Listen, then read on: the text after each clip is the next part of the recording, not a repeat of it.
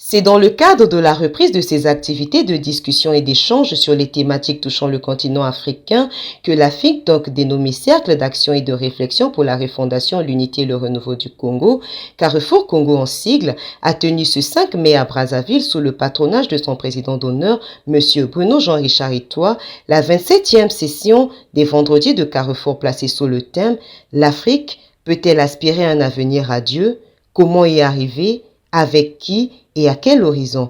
Telles étaient les questions débattues au cours de ces assises. Président d'une initiative, je suis le président d'honneur d'un think tank. Un think tank, c'est un cercle de réflexion, c'est un laboratoire d'idées.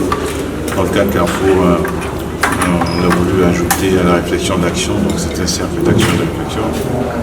Parce que nous croyons, nous sommes nombreux à le penser, tous ceux qui participent au débat organisé par Carrefour depuis 2016, donc c'est pas né hier, c'est pas né aujourd'hui.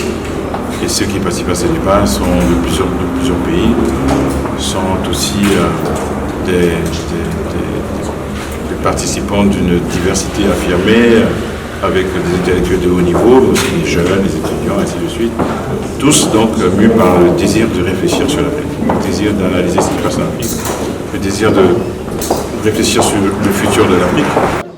Si au bout de 60 ans d'indépendance, avec toutes les richesses que nous avons, et surtout avec la jeunesse vibrante que nous avons, quand la Chine vieillit, l'Asie vieillit en général, les États-Unis, l'Europe, tous ces pays vieillissent complètement du point de vue de la capacité de travail, etc.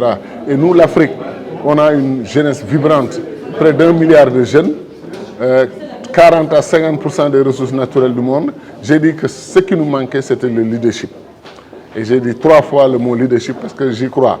C'est un bon leadership qui est généreux, qui a de la compassion pour les populations, qui comprend que les Africains ont le droit au bonheur, ont le droit à un avenir radieux. Ce sont ces leaders qui déclinent une vision, cette vision déclinée en stratégie.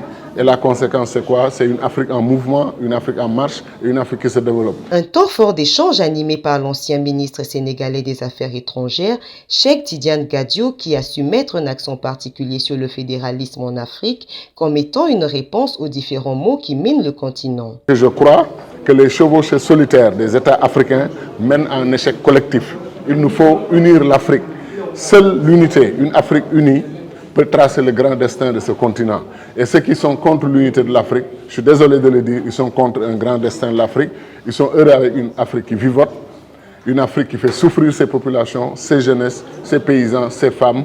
Et j'ai dit que c'était inacceptable parce que Dieu aime l'Afrique. Dans cette longue marche vers le développement, les femmes et les jeunes qualifiés de lance de l'économie par l'orateur sont donc ainsi les atouts capitaux que l'Afrique devrait pleinement exploiter. Christian Héré, Eco 24.